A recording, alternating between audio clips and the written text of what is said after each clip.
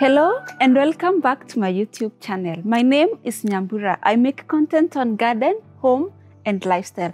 Today I want us to see my garden update. How far has my garden come? We are just almost mid of this season and my garden is now blooming. Most of the things we saw in our earlier garden tour, they are now at their peak. So let's go through it and see what's doing well and what's struggling.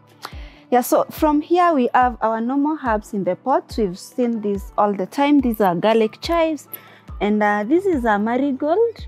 I've been running behind Shandy to plant it, but it's still okay. And that's a chamomile, that's thyme, basil. I have some few volunteer tomatoes coming around it. I hope to transplant them to the garden. That is lemongrass, followed by parsley, and lastly we have lemon thyme down there. So up here we have this kienyeji mboga. It's called morenda. Yeah, and we've been eating it. Actually, we just harvest our greens like weekly, then they grow back. Then here we have marigolds that are companion plants to this tomato. If you haven't seen our tomato, how to plant your tomato video, please go check it out. We link it. Our tomatoes are already flowering. You can see those are nice, they're doing well, no much issues. And here we have more tomatoes and a purple basil. I always wanted a purple basil, and when I lay my hands on it, I went all out. So you'll be seeing several of these in my garden today. And next we have another tomato cage, like 2 tomato cages, which are also accompanied by basil, purple basil, and marigolds. That's how I always do my tomatoes with. I do them with basil and marigolds. Those are good companions. Here we have some peppers. This must be, it's either scotch bonnet or jalapenos. I am actually not sure. I think I've planted so many peppers right now that I can't like lay my fingers on which is which until they flower and go to fruit. Next is managu. The indigenous managu, it has already gone to seed so fast because it didn't rain much, so when it gets warmer, the managu tends to go to seed faster than when it's a bit wet. And next is our ever-producing pepper. This is the orange demon. It's been a star. It's been producing since January. We are now in June, and it's still producing a lot of peppers. It's a very good plant to plant. It produces way beyond your expectations. These are more peppers, and this bed had some spinach, but we didn't add anything because the peppers are still producing and they would love to utilize the nutrients there. So we're not disturbing it, keeping it like that. Here we have our oregano. This is a perennial, it's always here. We trim it back, it comes back. And this is a dragon fruit seedling. I got gifted this one by a friend. I haven't put it down yet. I'm still looking for the favorite spot to plant it. And I'll sure bring you in this journey of growing dragon fruits. We see how far it goes. It's a cacti, and I think my place is a bit dry, but this is a tropical cacti. So it will require more water compared to the other cacti that grows around here. So I'm still thinking about it. I might put it in a container or I might put it on the ground. I haven't made a decision, and when I make that decision, I'll bring you into that journey. So here are our usual strawberries, which also act as our doorstep plants, our doorstep flowers, and they are doing well. They are not producing, of course. I'm lagging behind of maintaining it. You see, it has sprigs all over. This one needs to be trimmed to encourage it to go to flower and fruit, but I'm struggling in that area. So this is our house plant. It's a Monstera. It's not an edible plant. I'm trying to bring in more aesthetic plants into my garden, and that's one of them. This is our mint. If you haven't seen how we maintain our mint, please go and watch that video. And the mint is now at the stage of maintenance again. So we're going to bring all this down, top the soil up, and our mint will grow back again. It's always there, it goes and comes back. And this is a mango tree. It's not for mango season, so we don't expect any mangoes from here, but it's doing well. It's giving a lot of shade down here. And that's why you see nothing much is growing. So with time, we may not be able to grow things below it. But for now, we have purple basil. This is a flower. It's a first timer. It's a zinnia, and it's almost going to flower. I'm so excited for it. I've really babysat that flower because I grew like 100 seeds and it only one made it. So yeah, doing well. It's a zinnia. Here we have purple basil. As I said, you will see lots and lots of purple basil in my garden because I was really excited to find it after looking for it for so long. So it's doing very well and I'm glad. This is our other doorstep plant. It's an edible plant. It's a turmeric and we love it. It's both aesthetic and functional, and it's a beautiful plant. Here we have Dania Coriander, whatever you call it.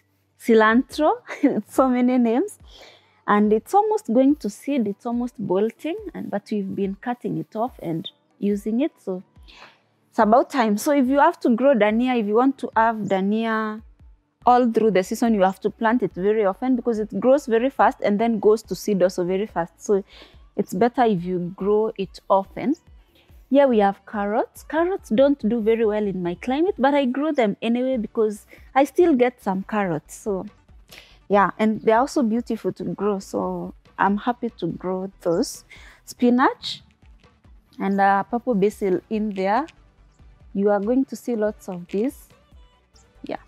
Here we have a new entry for this season, and this is French beans. We haven't grown these kind of French beans before, but it's doing very well. It has some beans. I think in a few days we will be harvesting this. Yeah, they are doing well. All that space and French beans, and they did well.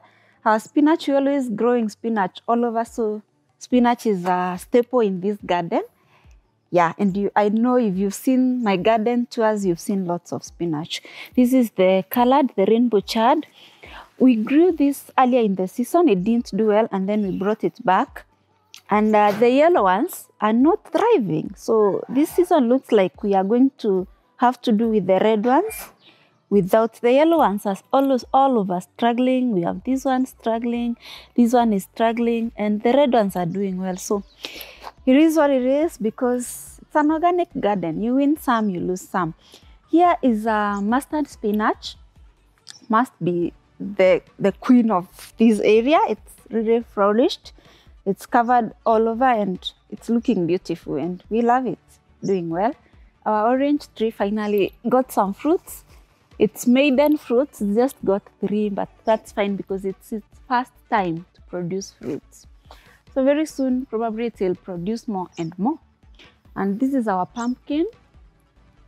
Then local pumpkin, we use it for leaves. We grow this one for the leaves because over here it's never going to, I'm never going to let it go to fruits because I will harvest these leaves without a doubt very, very fast.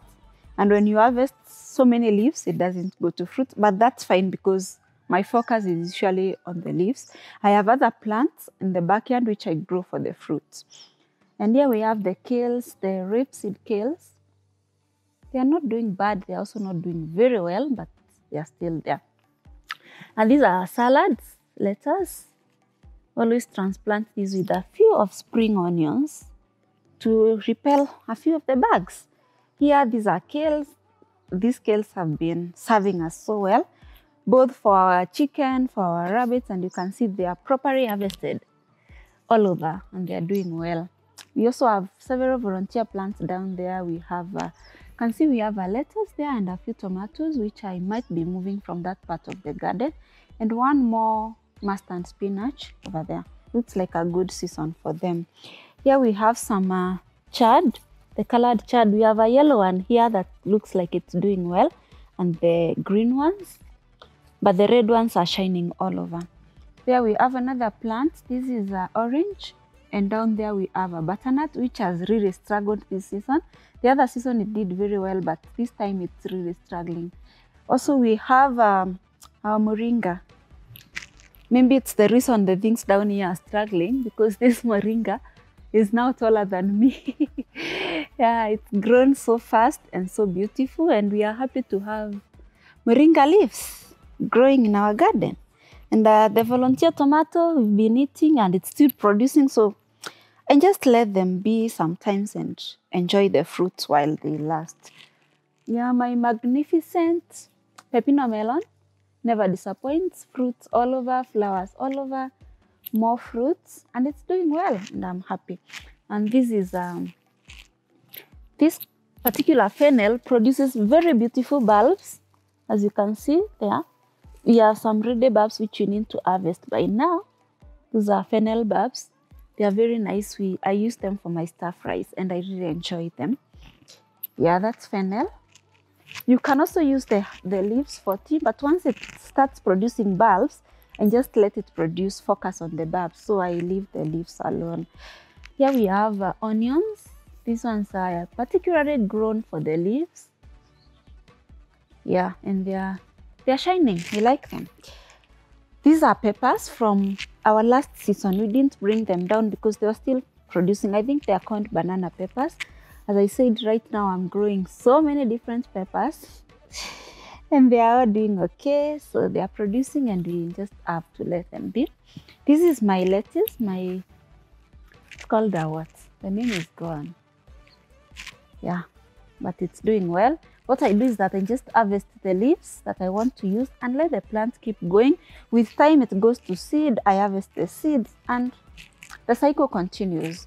Then here in this cage, we love to grow our cucumbers in this cage. They do well each and every time, they don't disappoint. And now we have lots of flowers and lots of buds for cucumbers over there. We also have another squash here. I don't know whether you can see it's also it's now producing. It's the squash roulette. And it's a nice one. These are my favorite kales, the curly kales. And I love to juice them, and I juice them and I also cook them once in a while, but mostly juice them. Then here we have our turmeric. It's doing so well. The leaves are really flourishing. And this is one of our favorite vegetables to eat in our house. We do love kienyeji vegetables. Our favorite. Here we have bush beans. This day we had a sudden kind of storm, too much rain, and it destroyed these plants, but they fought back and came back. We have some beans. I did harvest these ones and cooked them recently, but it's still producing more beans, more green beans. And we just love to cook these ones while they are this size. So these ones are ready for harvest. Our whole spinach, these ones have been here for a while. They have served us while they rusted, and I think it's time for them to go. We do have some seedlings and we will replace those ones. Then our volunteer tomato, still producing. Yeah, this has been here for a while and we like it. Now this spinach, we've left it here. I think now it's over a year old, and I just left it as an experiment to see whether it will go to flower and produce fruits. But it's ever getting taller and taller. So I'll just leave it to see how far it goes or what happens to it. So I just take care of it like any other spinach, hoping that one day I'll see where it goes. I really don't have so much expectations, but it's a trial. So we will see what happens to it. Then over here, this is where we usually like to contain some of the herbs. And we have lavender here that was struggling after trimming, but it was also overtaken by this peppermint, lemon balm, and this lavender, but it's making a comeback. This one here, in that time, it's a perennial, comes back all the time. You trim it, it comes back. Then we have that purple sweet potato was given by my mom. I decided to give it a try. I don't know whether sweet potatoes will really do well here, but we are trying to see whether it can thrive. I see it has been invaded by a mint. And as usual, sometimes I just like to let things be and see how far they go or what becomes of them. Then here we have a bush of parsley. This one never disappoints. Parsley does really well in my garden. And if I let it, I think it will be all over. So I like to trim it back and contain it. This container here is covered by lemon balm. This is lemon balm and tarragon. Yeah, this is a tarragon herb, and that's strawberries. That one has gone to flower already because I was on top of it. I made sure that I trimmed it up, kept it a bit clean, so it's doing well, gone to flower. These are old kales and old peppers. I don't know why I haven't pulled them down, but yeah, we shall look at them later. So here we have a sugarcane. It's like a star of my garden. It's very tall, almost twice my height. But it's usually a very, very sweet sugarcane, and we enjoy to eat it when you're chilling around home. Yeah. Then we have our tomatoes, probably our first cherry tomatoes of this season. They are now ripe. We start, and these ones produces like forever. So once they start to produce, they'll keep producing and keep going and going and going. And more parsley there, more salad greens, more purple basil, more greens here, more tomatoes. And those are my salad greens. Yeah, that's the mixed, like the loose leaf mix of salad greens. And this place, I wanted to grow flowers. So I put in some sunflowers, which birds came and cut them off. But I see a few that are coming up, and then we have this one that did well in the first round. Then we have a rose there that is doing well. The other flowers have refused, so we go with what goes.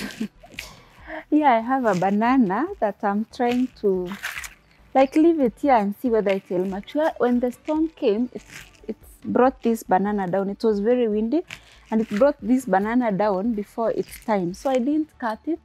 I decided to just cover it with its leaves and leave it here for some time. The village girl in me tells me to do so. So I hope it gets better, and then we can have it for eating. So over here, I have grown some more aesthetic plants. I think this one is called a what? Ivy something? I'm not exactly sure. This one, but these ones I know they are the African daisies. Yeah, I just planted them to fill up this pot because this one was really struggling. And once I put the daisies, then this one picked up. So I'm going to like remove a few of the daisies and plant them elsewhere to give the ivy some space. This particular pot was supposed to have strawberries, but I have a volunteer. This is a volunteer turmeric, so just see how they go. And this is more salad and more peppers. This one has gone to flower. I hope it does well. More basil and onions over here. Then here we brought our asparagus from the container. We transferred it to this space, and it has picked, and we are happy. These are more sunflowers. I foresaw this place looking all yellow and green, and that's why I put some sunflowers there. I hope they do really well. And that's our sage, which has always been there. It's a perennial. You trim it, it comes back every year. And that's our lavender. We have a lot of volunteer terere, which we don't mind because we just uproot it, give to the chicken, give to the rabbits. We don't mind it growing. It's food for our animals and food for us. So this one I used as a seed bed for peppers. And then there are too many. I didn't manage to transplant all of them. They look like they are going to seed over here, but I know they won't do very well because they are very, very squeezed. Yeah. Then next we add bok choy in these two containers, which we ate, of course. Bok choy grows too fast. These are our snail traps. If you haven't watched how to control snails in your organic garden, go and watch that video. I'm going to link it. And once we harvested the bok choy, the onions have thrived, and we let them be. We will fill up those containers with more plants. This is our broccoli. It's doing well. It's almost going to, is it flower? Yeah, because what we harvest from broccoli is florets. So that's broccoli. This is our beetroot. These three containers have beetroot, and they are doing really well. Happy to grow beetroots all the time. They do well all the time. These are cherries. These are the pear-shaped cherry tomatoes. Also doing very well. This time we will have some tomatoes way earlier in the season compared to other seasons because we grew tomatoes. We put in tomatoes in the garden way earlier than we do in those other seasons. Here we have our green wall. These are beans. I don't know the name of these beans. It's a local bean, and I usually grew it for the leaves. But this bean is so generous. Doesn't matter how much you harvest it, it will still thrive, it will still blossom. And I think it really turned out beautifully planting it on this wall. I planted tomatoes on this wall last year. And because tomatoes are heavy feeders, as I've always said, you always want to crop rotate them with a nitrogen fixing plant like beans. So that's why I planted beans here. And they have gone to seed. They are producing beans and they are beautiful. We love the green wall. And here we have a banana, another banana. This banana really produces so many bananas. Within a year, we harvest like 3 bananas. And it's a nice banana to grow. And finally, our leeks. I think this was celery, which I over-harvest, I must confess. But also, I think the other plants overwhelmed it. It doesn't like the shade. So when we grew it in this space where there is not much direct sunlight, it didn't thrive as it does in direct sunlight. But I also tend to really over-harvest my celery because I love to take celery juice. So it's struggling, but I'm going to see what to do with it. Maybe plant some new celery in a more lighted space, and then I'll be able to continue to juice my celery. Thank you so much for watching this video. That's it for this video. I appreciate your support so far. Please remember to like, comment, and subscribe. Always remember, if you have a vision, add some passion. I'll see you in the next one.